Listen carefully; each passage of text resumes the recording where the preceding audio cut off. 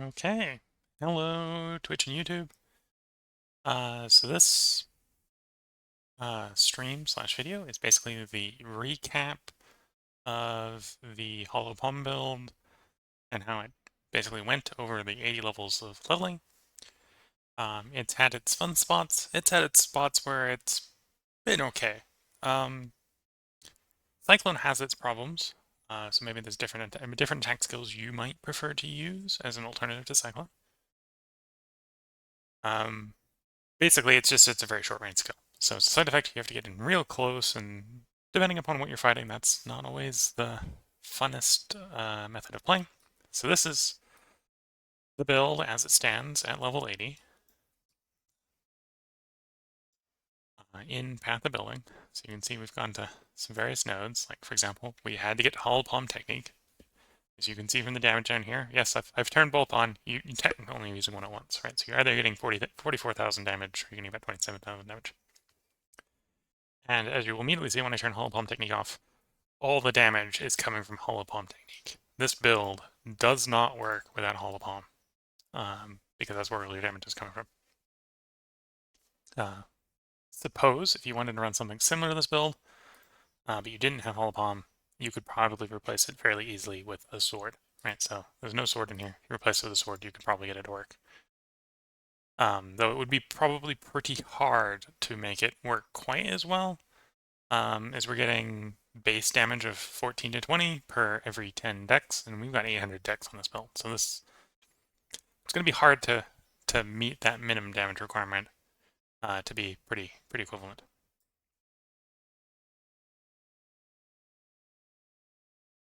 Various sources of suppress spell damage. So we got suppress damage over here, a little bit over here, over here, and a little bit over here. It doesn't quite have as much as I would like. It's got 56. Right now we got I've got a mastery swapping suppress into dodge. And with items, when we got the flask on, the quartz flask here is adding another 5 when it's up. Right, another 5 dodge when it's up.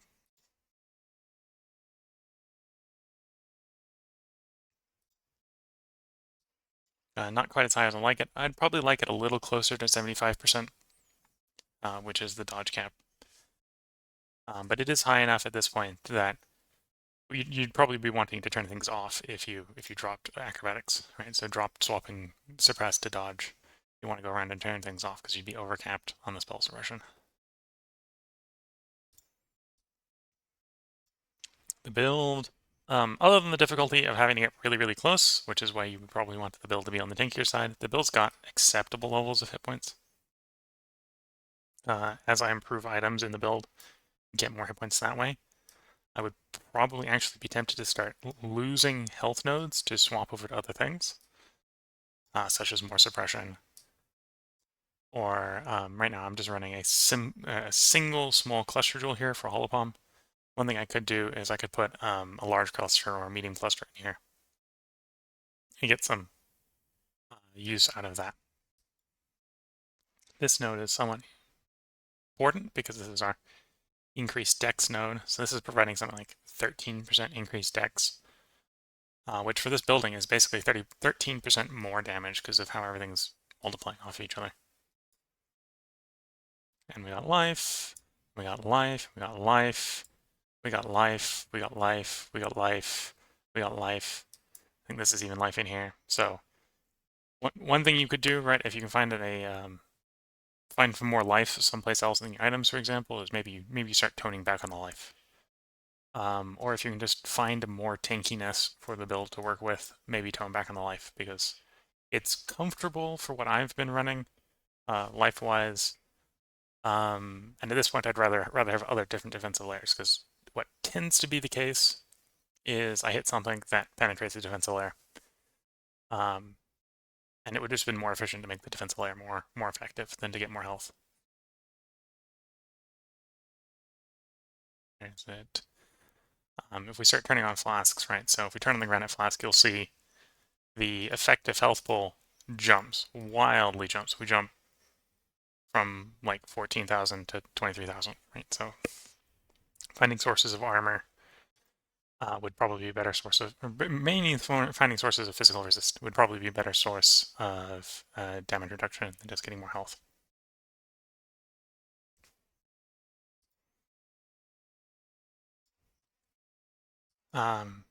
This is what I kind of imagine the tree might look like, which is a little bit different. You'll see there's a little bit less health in the tree. And we've also invested in this hypothetical scenario, we actually have some cluster jewels in here. And as we swap back and forth between the two, you'll see that the damage on the hypothetical tree is up a lot higher than on the actual tree. And that's almost certainly coming from these increased damage 1 dual wielding nodes that we got in here.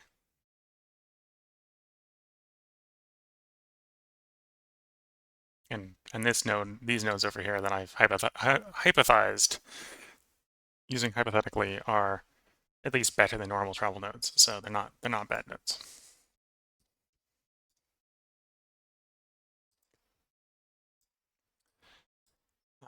Looking at items as well, one thing with stat stacking builds that can be a point of high expense is how do you get your stats to stack, right? So we've got some decent item here. We've got like 42 dex.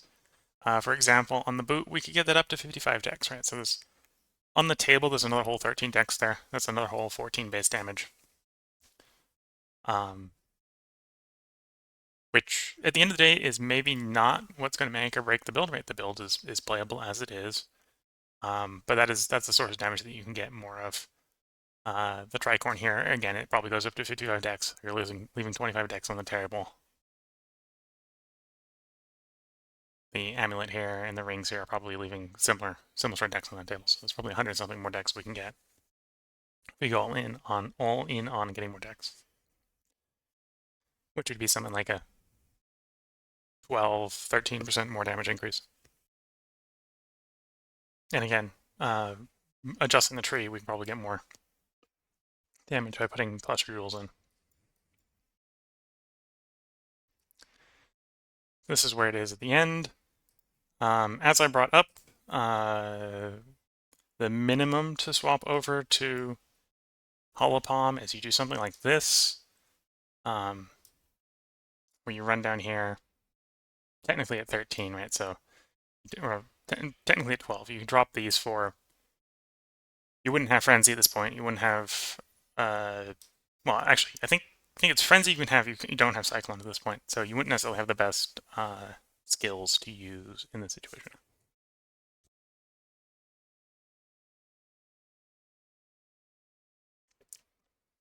So you probably would want to delay it a little bit more like we did to something more like a realistic swamp like this, where you gain access to both Frenzy and Cyclone, and also have started to stack your decks, so you actually have some damage behind it. So if we go with how it went as leveled, right, so this is where we got in the passive tree at the end of Act 1. At the time, we weren't running Cyclone. At the time, we were running Caustic Arrow, right? So Caustic Arrow does more damage than obviously Cyclone with no Holopalm going.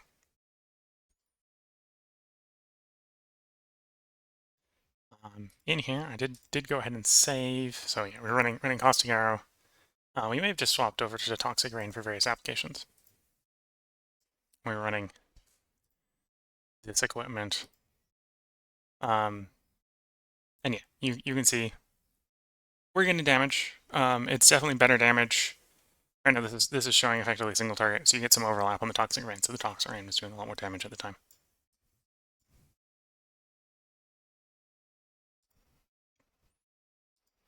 End of Act 2. There's some more stuff. We have some changes in skills.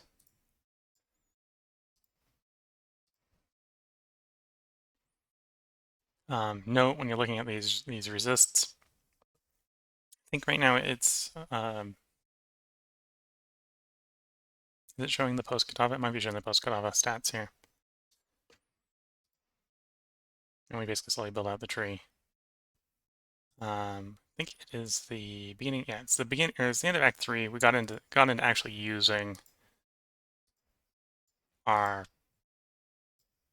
hollow palm technique at this point. Or no, I swapped right. This is roundabout when I swapped. So I then went to and did lab, the first lab. And I think I did the lab both with toxic rain and with hollow palm technique. And this was actually fairly comfortable to do with hollow palm technique. You can see at this point we pick up flasks, basically getting charges over here. In hindsight, maybe this wasn't the best tree to go with. Maybe you'd want to do one of the other two ranger trees. But the flask stacking, or the recharging flasks, was convenient for various things.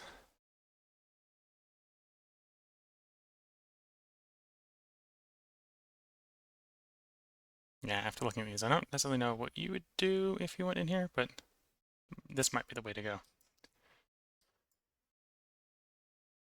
Slab 1 was pretty convenient. I think we didn't die until Katava. I think I had an oops on Katava, so we jumped to end of Act 5 and look at the gear when we had an end of Act 5. So Katava is one of those examples of where being on Cyclone or Frenzy of Onslaught kind of sucks because he's a very stationary boss that does a lot of AoE stuff. So you have to get in close to hurt him. And it was really distant oops in the scenario where I died. Right, we're tanky enough. This is over limited hit points, right? Because this is showing us based off of level 80, so it doesn't quite have this many hit points, but we had enough hit points at the time that with the level of damage, if I had just been more careful, we probably would have been able to do Katava and not worried about dying.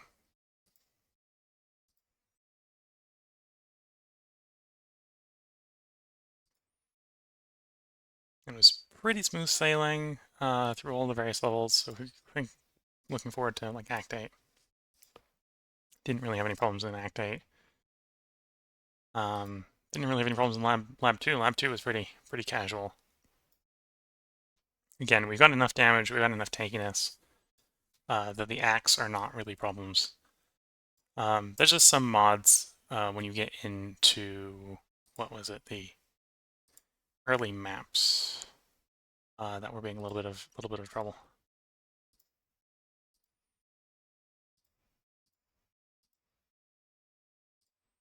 Oops. Again, the build does lab pretty nice. I've got one on that's actually the swap to map, lab 3. That'll be fine. The build even, well, the build does lab pretty well, right? So unlike Katava, which stands in one place and kind of shoots AoEs, Zaro in the Labyrinth does kind of shoot AoEs, but because he's actually mobile and he moves around, you can dance around him a lot more with Cyclone to avoid those AoEs. So this is a build that I've done Lab 4 on, right, as we can see if I jump. So this is where it was at Lab 3, which is basically the end of maps. If we jump to actually the end game set here.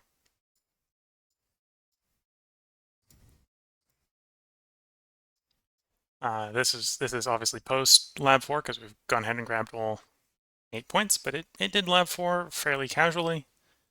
Didn't really have to worry about anything. It was maybe a little bit slow. I've changed the gear up a little bit since that labyrinth.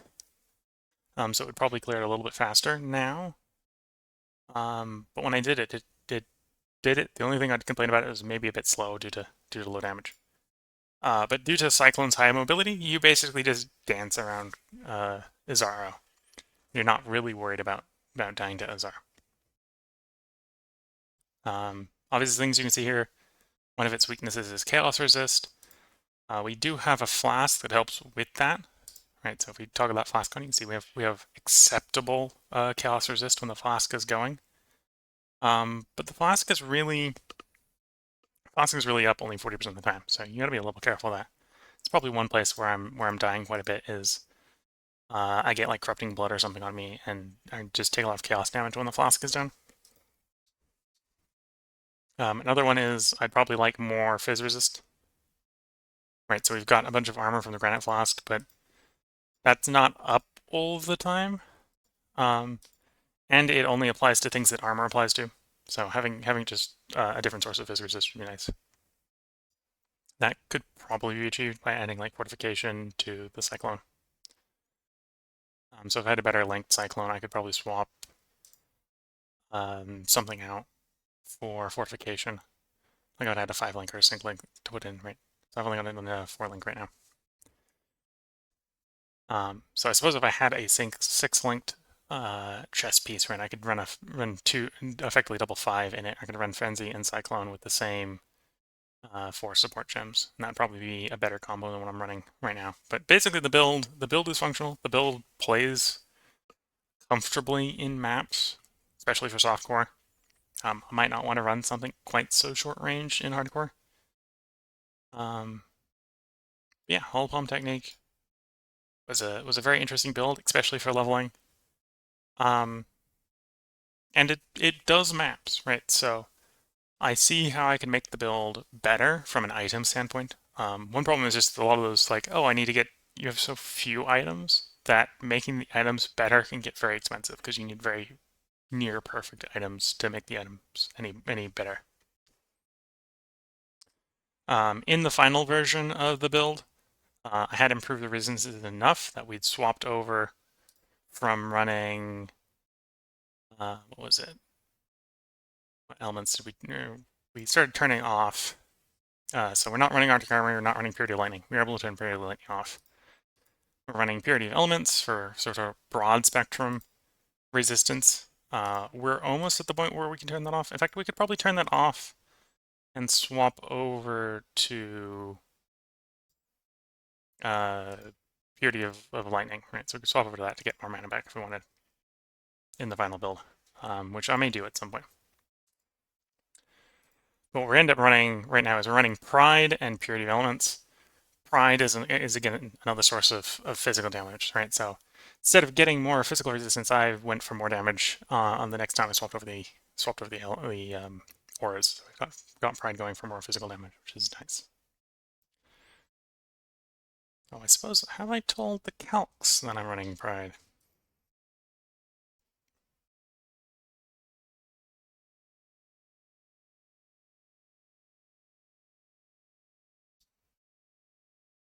Do I need to tell the calcs that I'm running Pride? Maybe it's underestimating the damage here because it's not accounting for Pride on the enemy.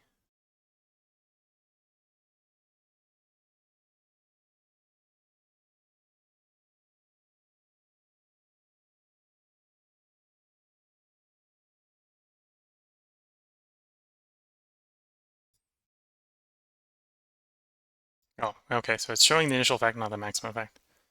So if you swap the maximal effect, okay, so about 5,000 damage if we spend more than 4 seconds near an enemy.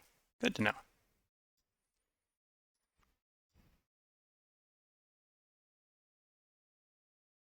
And yeah, obviously for when we're looking at some of the earlier starts, it's already running. We've killed all. We fought all the Katavas, right? So we're post Act 10. In this build, I ran killed all the bandits. Oh, it doesn't have any of the gods slotted. Which one was I running?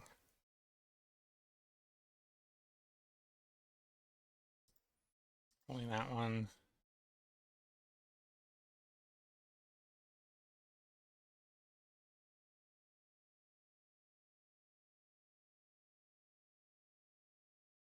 I don't remember which gods I was running. Well, I'll leave it off because I don't remember which one it was. But yeah, the build is fun. Build has its moments. Maybe farming normal stuff in regular maps isn't the best place for it. Suffers pretty similarly to what the Facebreaker build did in as far as maps go, where it doesn't have the damage to comfortably run maxed out essence monsters. It's a dodge-based build, so it's one of those where, because of its short range, you can go, I'm taking no damage, I'm taking no damage, I'm taking no damage, and suddenly, well, I got hit with a slam, and we're very dead. Which is actually something the Facebreaker build doesn't have against it, right? So that's one of the things that I probably try to change on this build is figuring out how to make it just a little bit more physical resistant. I think that's his big weakness right now is the lack of physical resistance. So this was comfortably running yellow mod or yellow maps. I could probably run lower level maps than it was running if I was running them rare. This does run. Again, it runs the mine fairly comfortably, which is something that my old SRS popcorn build doesn't do. Right, the SRS popcorn build has the damage to run those essence mods, but it doesn't have the tankiness to run the mine. This sort of is in the awkward space of we're tankier enough that we can run the mine. And we've got the damage mobility to run the mine, but yet we don't have as much damage as the SRS build. And then the other thing this build kind of suffers from again is Cyclone's a really short range attack. So the Facebreaker build is obviously better off in scenarios where you don't have to, or where you don't want to stand next to your enemy for various reasons.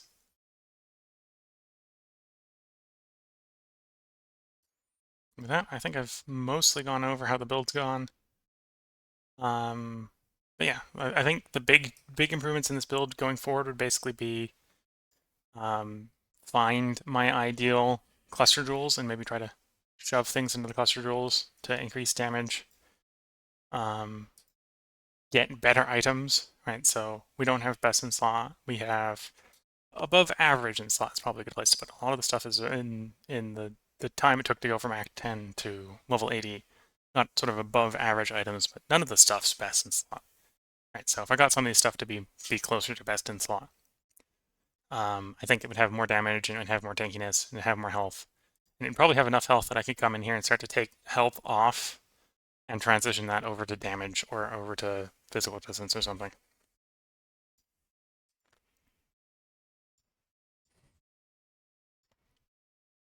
The build does run steel skin. I probably need to remember to use steel skin more often, as it would significantly improve the damage resistance of the build. I'm just not the best at using it, and I'm remembering using it. You'll notice that there's a warning here. The warning is, oh, you don't quite have the mana cost per second regen. This build is mana stable when it's hitting things. So that's one thing you maybe want to be careful about when you're playing this build, is if you don't hit things, you very rapidly run out of mana. Right? So you have to get to hit things, or you have to be careful enough not to be wasting mana when you're not close enough to hit things, because it's using mana leech to maintain the mana supply. This is a spell dodge build. I suppose one thing that could be done, right, is we got a little bit of block chance, and there are some pretty. Let me search. There are some pretty nice block nodes nearby. I can remember where they are. Not gonna spend too much time looking for them. That would basically be because the build is, even though it's unarmed because of Holopalm, we are technically classed as dual wielding. Right, so you count as dual wielding when unencumbered. We're unencumbered, so we'd count as dual wielding. That's where our 20% block's coming from. That's something that you could probably scale a bit more if you're willing to give up more health or some other nodes. You could probably get the block chance up quite a bit. Which that would in its own way be a bit more physical resist, right? Dodge here is only spells. And probably what I've been getting hammered by most recently is actually not spells these days. It's mostly physical slams and stuff like that. So being able to just snap your fingers and disappear a slam would be nice. Okay. Hope you've enjoyed this recap. I don't think anyone's currently watching on Twitch, but if you're watching on Twitch, I'm gonna go ahead and attempt to take this build up against Atziri. I doubt the build's even going to get to Atziri because I think one of the mini bosses is not necessarily very fun for a melee build to attack. If you're watching on YouTube, what I'll do is I'll go ahead and stitch my 3 Atziri runs together. So I've already run an Atziri run on the popcorn build and the Facebrick build, so I'll stitch those 3 together. The other 2 are going to be low commentary, so if you are interested in seeing Atziri being attempted on all 3 of the builds, feel free to jump on that video when it comes up. It'll probably come up the day after this video comes up on YouTube, so if you're looking for it, and you're looking for it the day that this video comes up, just expect it to be up the following day. If you're watching on Twitch, so hang around. That's what I'm going to do after I boot up Path of Exile. If you're watching on YouTube, I hope you all have a good time until I post the next video. So hope you guys have a good time. Catch you in a bit.